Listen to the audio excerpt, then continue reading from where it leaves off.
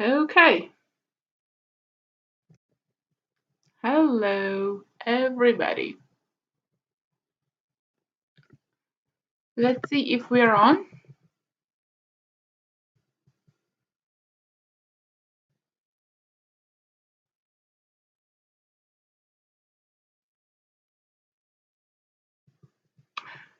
Okay, yes, perfect. It's working.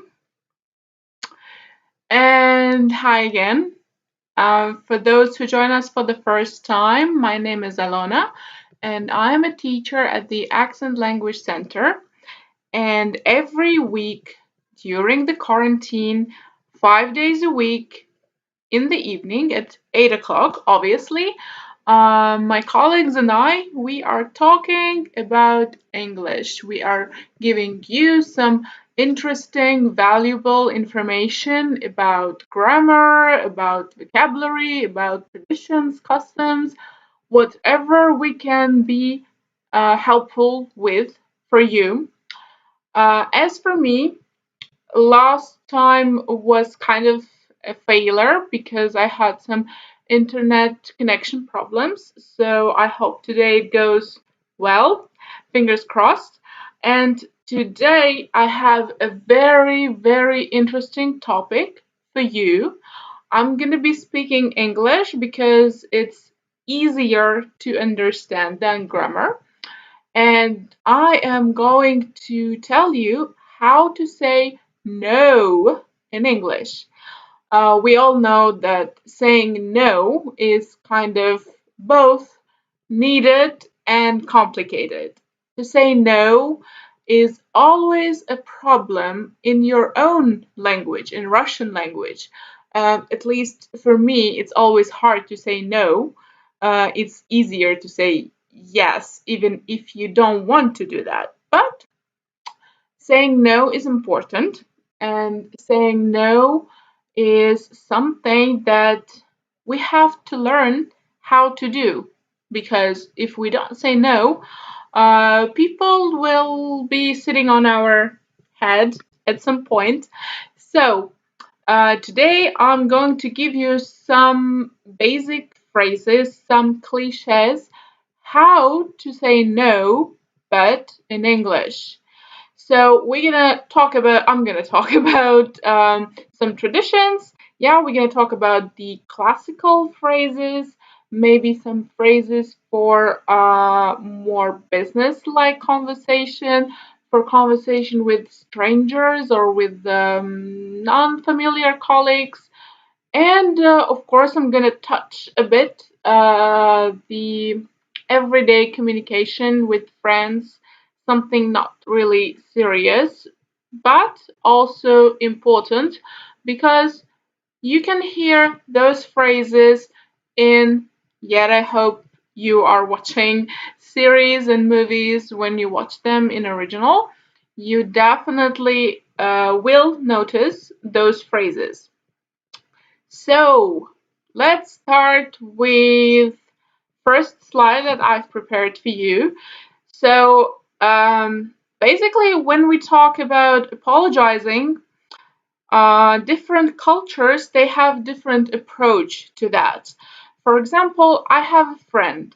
He's Brit. He's from Britain, and when we just started communicating, I was really not comfortable because whatever he was doing, he was saying, "Can I please?" or he was saying, "I'm sorry," and blah blah blah. Even if, in my opinion, there was absolutely nothing to say sorry for. So I was like, after maybe a month, I told him, "Francis, why are you saying sorry? Like, there is nothing to apologize for." And he was like, this is a part of our culture. This is the way we are. We love to say sorry. And I'm like, okay, is that like part of everyday conversation? He was like, yes. And even if we are saying sorry or whatever situation, if it's a sorry, an apology, or refusal, as in our situation, saying no, we love to start it with a sorry or different variations. So that was kind of surprise for me. So, but I think, and these steps are quite similar for all the cultures. The first thing that you have to be, like the first rule you have to follow, is that you have to be honest. Yeah, so if you want to say no, you say no, but polite. So be honest, but polite. Okay, so how do we do that? How are we honest but polite when we have to say no to somebody and it doesn't matter to whom? So, what you can start with is saying, I'm sorry, but, or I'm afraid that, and something else. I am unable to do something. I regret that. And then you go on with you regret about what. The last one is like either very official in conversation or the written form. So you better choose the first three forms above when you talk. Yeah, basically. And if you write, then you write this one. If you ever received, for example, a refusal letter from possible employer, so you applied to a job, maybe you even went to an interview, and then you get the letter that tells you that we are sorry to inform you that you are not a suitable candidate for us. So usually these kind of letters, they start with we regret that, or we are sorry to inform you that. It's also a no in our situation, but very super polite. And then you can also use, after you said the first part, you say I can't, or I'm not able to, or as a short version, I'm unable to. And then you give your reasoning. Yeah, so don't forget that you still have to follow the grammar. Yeah, we don't forget about that. Okay, what are other situations? For example, I put here two sentences for you about this kind of phrases and structure that you can use. So, I'm sorry, but I can't take your invitation. Yeah, like somebody invited you somewhere and you have to say no because I don't know, you can't, you don't want to, it doesn't matter, you have to refuse. I'm sorry. So you express that you are feeling sad about this, and then you give your reason. Yeah, you actually tell them that no, I can't, I'm sorry. I'm afraid that I'm not able to assist you in this matter. It's also super polite, super official, I would say. Um, but this is exactly the case that you use official situations. Somebody asks for your help, for your input at work or outside work, and you say, I'm afraid, but I'm not able to assist you. It's not, of course, it's not that actually you're afraid, yeah, but that's the way we put the phrase together. Okay, so we did it. We said this first phrase the hardest, but it's kind of unfair and maybe a little bit not brave to leave it just like that, to hang in the air. So the next step we do, we explain why. So it's kind of fair, yeah. It's fair to the person whom you refuse that you explain why you can't do this, why you can't like accept this invitation or help or go somewhere. It doesn't matter. So these are, of course, it's not all options, but some. I've promised my friend. Yeah, so you have a perfect excuse, even if it's not true. You can lie. Nobody's gonna like check you that you have do you have a friend or not. So I've promised my friend. Yeah, friends come first. I'm not available at that time. So you kind of give a no, but you say that this time is already occupied. Something has come up, so it's not in your hands. You can't do anything about it. You're just busy with somebody or with something. I'm too busy at the moment. I've got a lot on my plate at the moment. Well, this phrase includes this my plate kind of connection. So, of course, it's a metaphor. Yeah, it's not actually a dish. Yeah, no, it's not a plate. Uh, to have a lot on your plate, it means that you have your hands full. Yeah, you have a lot of things to do at the same time, and you just can't take any more. So that's the kind of phrase. It also can be considered an idiom, and I talked about it in one of my previous webinars. You can check it out. It's pretty interesting. So to have a lot on your plate, it means to be super busy at the same time with a lot of things. So when you say that I've got a lot on my plate at the moment, you are letting the person know that you just over busy, like you don't have time. That's not my strong suit, or that's my not strong side. You can also use this one. It means that you're not good in this. So you refuse, for example, um, your friend or your colleague from work invited you to come and play golf or tennis, and you don't want to, or you really don't know how to do that and you don't want to show it, so you just say, I'm sorry, but that's not my strong suit. I don't really do that. It's also very honest. I'm not very strong in that area. And yet again, these two are quite similar when you translate them. And of course, it doesn't literally mean that you are strong. No, of course, that you are not a master in this area. That's not really my cup of tea. That smells a bit British, but actually it's pretty popular both in American movies, American series. You can hear that. That's not really my cup of tea. So that's not the kind of activity that you would like to participate in. So, for example, you don't like loud parties with a lot of people and alcohol, and you don't want to go there, and you say, uh, excuse me, like, I'm sorry, dude, but that's not really my cup of tea. I don't like this kind of gig. I do not want to spend my free time there. Also, very useful. I don't really enjoy that kind of thing, which is pretty similar to the previous phrase, but let's say simpler, with no metaphors, with nothing, so it's kind of obvious. Okay, we're moving on. Here I put for you 10 options, yeah, popular options for saying no. I'd love to help, but I can't.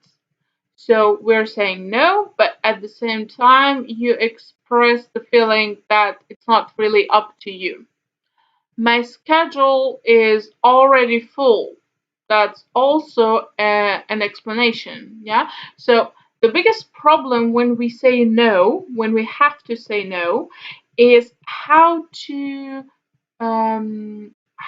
give the argument why you say no. Like, we have to give a reason that is pretty much believable, or if it's real, yeah? So you have to explain why, not to be rude or impolite.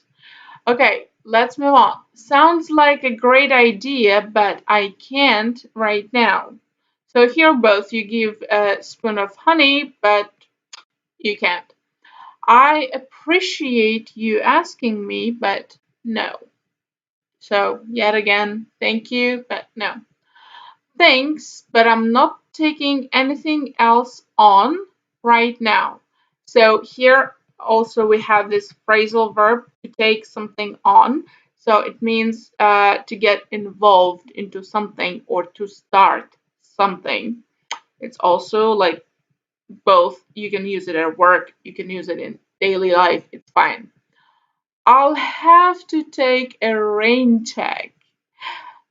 This one is kind of from the idiomatic category, so it's an idiom. A rain check is a phrase that you use when you tell a person that you can't, but you definitely want to come back to this moment. Yeah, so you say, for example, you agreed with somebody to go to a restaurant or to a bar to have a drink, and last moment something changes, yeah, or not the last moment, and you say, I'm sorry, I can't do this like at the time we agreed, or I can't tell you right now, but I have to take a rain check. It means that I'll be back to you and we are going to talk about it yet again, and we will do this. Okay? I think it's pretty clear. I wish I could, but not this time. I wish I could. I'm booked up right now. Of course, book is not only about booking a hotel or something. It means that a lot of people need my help. I'm busy with a lot of stuff. I'm booked up right now. It's also an explanation. So these are usually the parts that you say after you said no. So I'm sorry, but I can't. I'm booked up right now. So you have like three parts of your construction. I'm sure you'll find someone else. That's, I think I don't really need to explain. I'm sure you'll find someone else, but it's a put up phrase. No thanks, I can't. That's kind of harsh, I think. But if it's some stranger, yeah, like you don't care about this person, you don't owe this person anything, there is no connection, no warm feelings, you just say, no thanks, I can't. That's it. Okay, let's move on. I'm sorry, I'm busy. Mm. Thanks for thinking of me. I really wish I could. This is kind of sweet phrase. So you really don't want to hurt somebody's feeling, yeah, somebody's feelings, and you want to show that you appreciate it, yeah, and you really wish you would say yes, but you say no. So thanks for thinking of me, yeah, that you remembered me. I really wish I could. Okay, I'd love to, but I'm already overcommitted. This one is similar to I'm booked or I have my plate is full.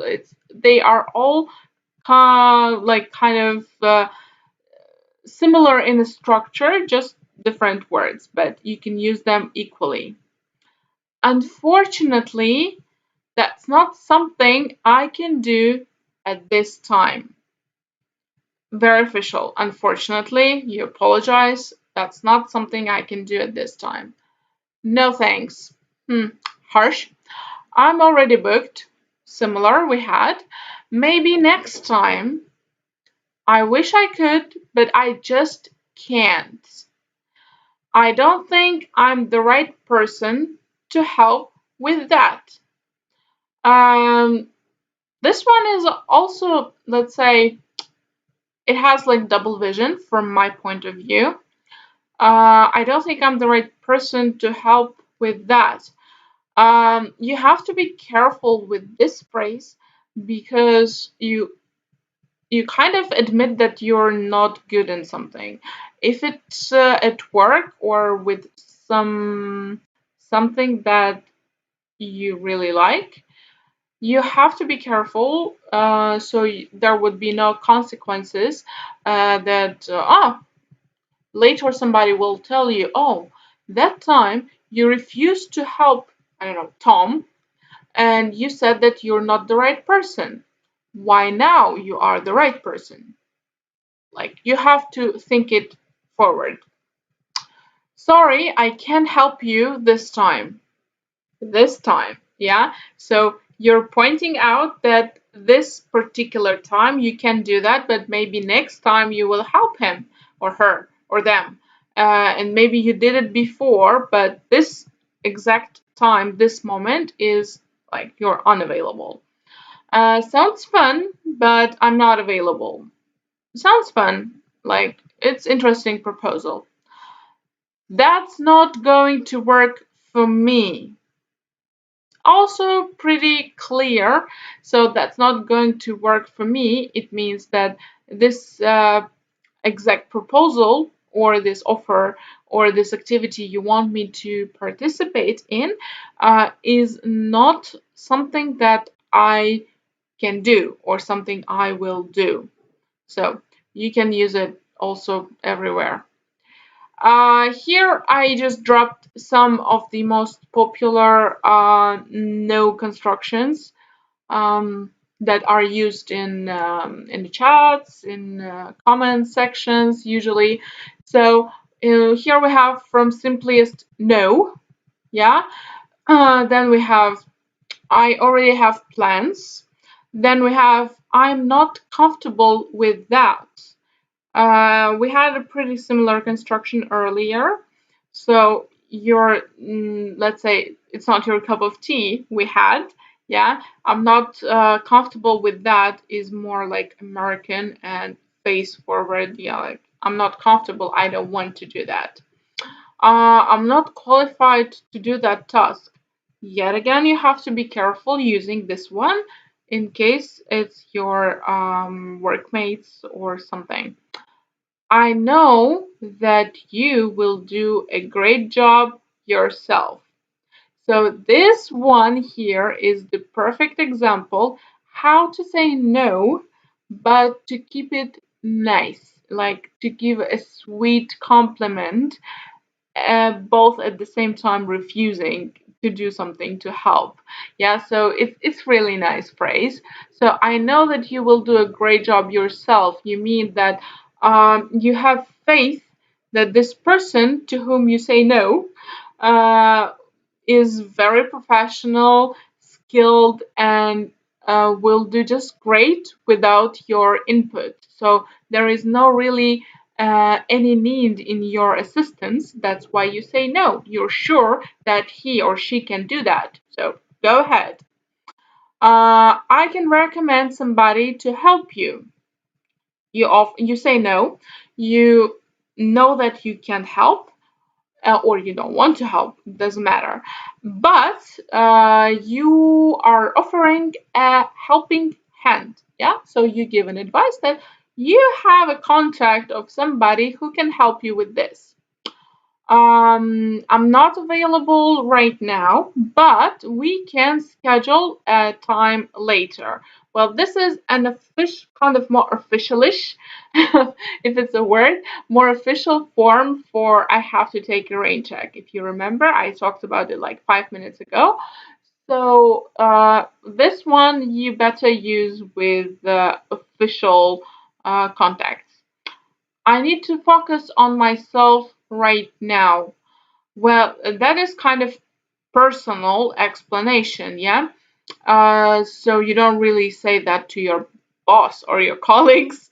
But if you are saying this, if you say that to one of your friends and you feel a need to go a little bit more personal, then you say, I need to focus on myself right now. You don't really go deep in those details, why or what is happening in your life, but you show this person that it's nothing personal, it's all about you. Like for me, it's a comfortable phrase. Okay. Here I just I found this picture. It's quite funny actually. Of course, it's not 50 all 55. It's like it's ridiculous to put all of them. If you need, you can always Google like how to say no in English, and you will get like the whole list. But here is like most common. So in the first square in the first table we have like nah. That's between friends. It's very Americanish. So nah, nope. Sorry, not now. Certainly not. I wish I could, but that we had. Unfortunately, no. Not today. Thanks. I'm taking some time. That's kind of doublish phrase because you're putting on a pause. You don't actually say no. It's not 100% no. Yeah, I'm taking some time. No thanks. I think not. Not this time. I'm slammed. Not possible. Pretty simple. I think I'll pass. This one I like. I use it actually pretty often. It's not my thing. We did it. I'm not interested. Not for me. Thanks. No way. Like this no way is so popular, and actually it has a very strong connection with your intonation. I would say again, as I tell all my students, that you have to control your intonation. You have to put intonation in your speech, because I can give you like 5, 6 different intonations to say no way phrase, and in each situation that will have a completely different meaning, because you can go from, like in this case we are checking no way as the refusal. Yeah, you're like no way. Then you can be surprised, no way, and you can be like, I don't know, angry, no way, and I can go on. Like it's all about the context and your intonation. So check it out. Not likely, I shall not. Very like old fashioned. By no means. If only I could. Like intonation again. I'm afraid I can't. If only it worked. I'll need to bow out. Oh, this one is nice. I'll need to bow out, or I'm gonna bow out. Like if you know that to bow is to put your head down, кланяться. So to bow out, it means that you are going to leave in old-fashioned way, but actually, of course, you're not bowing when you go out, but it's like a very, it's a modern phrase, but with a touch of this old-fashioned gentle manners. So I'm gonna bow out. It means that you are thankful for the time, but you have to leave and you want to be gentle. So it's kind of sweet. Maybe another time. All right. Here, like I have couple of slides. I put some more phrases like from everyday language, so you can have them in your collection. Let's say. So, in a short word, no. Like okay, intonation. You can go from very sweet no to very harsh no. Like if you say no, like with the low voice and like with the pause, that kind of gives a negative vibe. So watch out. Not on your life. Not likely. Count me out. So, for example, a bunch of your friends, they are talking about like going to have a beer after work or whatever, and you say, count me out. That means, no, guys, I'm not going. I'd rather not, and you can add if you don't mind. So, if you want to be like polite. The answer is no. I think it's pretty also easy. Dog. Over my dead body. I think that's pretty understandable. Like we have similar in Russian. Через мой труп, which is pretty pretty easy to understand. So over my dead body in English there is similar one. I think I'll pass. So not this time. I'm not really into, and you say into what? Thanks, but no thanks. I've talked about this one in one of my webinars. I don't remember which one, but I'm gonna say it again. So thanks, but no thanks. It's kind of very. It's like a coin. It has two sides. It can be really a gentle way to say no, and it can be very sarcastic. You can't be serious. Yet again, this one depending on your intonation, of course. It can be apology, it can be a surprise, it can be a shock, it can be an anger. So you choose the one that you need. Thanks for thinking of me, but I can't. We had this one before, and I don't see it that way. I don't see it that way is a very polite way to, let's say, to state your opinion where you disagree with the speaker. Yeah. So if it's a meeting, or if it's like some friends gathering, whatever, and you don't want to be harsh, you don't want to be rude, but you disagree, and you kind of use this phrase or similar to them. So I think this is the end of me talking about no's. So let me know if it was helpful for you, if it's interesting.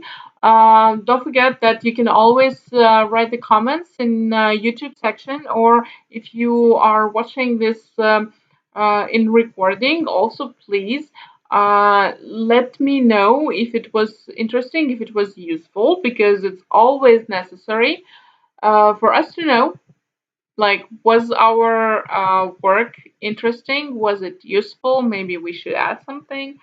So I'm gonna stick around for like a couple more minutes and see if you would pop any question, and then I'm gonna bow out.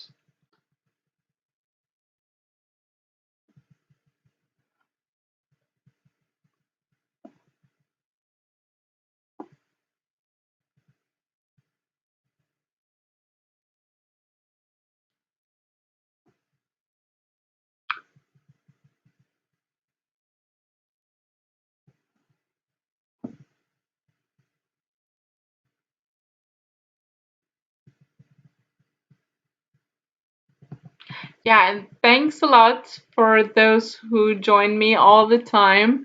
And thank you, Sasha, for joining me all the time. It's really, really appreciated. So I'm not sure that there is much to ask, I guess, right, about this topic.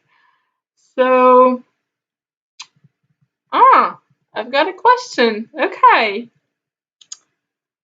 Um, which way to say no is the most harmless? Well, there is no harmless way to say no, but if you want to, it depends. Is it a no to a friend? Is it a no to a family? Or is it a no to somebody like a coworker or a stranger? So you can say that if it's a stranger and you don't really care, you just say, no, I can't. Or you just say, sorry, I can't.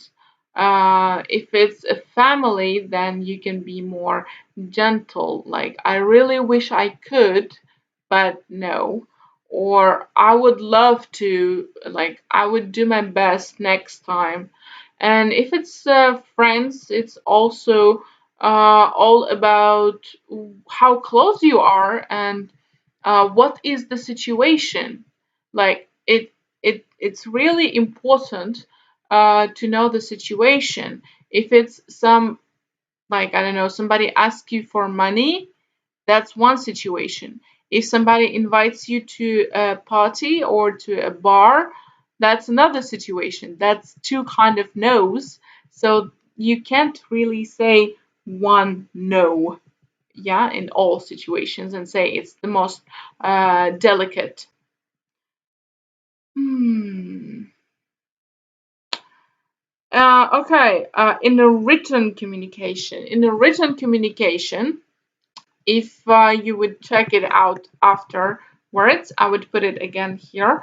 So if it's a written one, you can use this. So you say, I'm sorry, but, and then you continue. Or you say, I regret that, or we regret that, or we regret to inform you that you are not, I don't know, invited, or you're not approved. This is a kind of phrase, like the second sentence here is exactly how your no would be in a situation, in a personal situation, in a written communication. So it's kind of official, and it's very polite. It's very gentle, and of course, if it's different, like you change the second part. So you keep "I'm afraid that," and then you continue "I'm not able to come," or "we are not able to give you something," and stuff like that. And of course, I've promised my friend that's not for written situations, but um, here you can see also a couple of situations that you can use in written communication. So, for example, number 4, I appreciate you asking me, but no.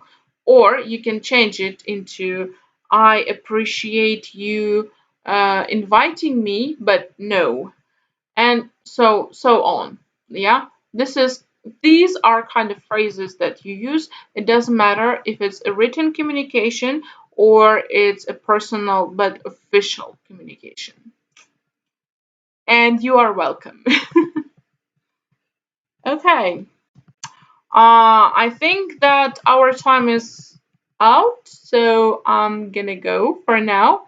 Thanks for watching me again, and I'll see you next week, I think, because we still are on quarantine. So I think we're gonna be on with this till end of May, but we will keep you posted.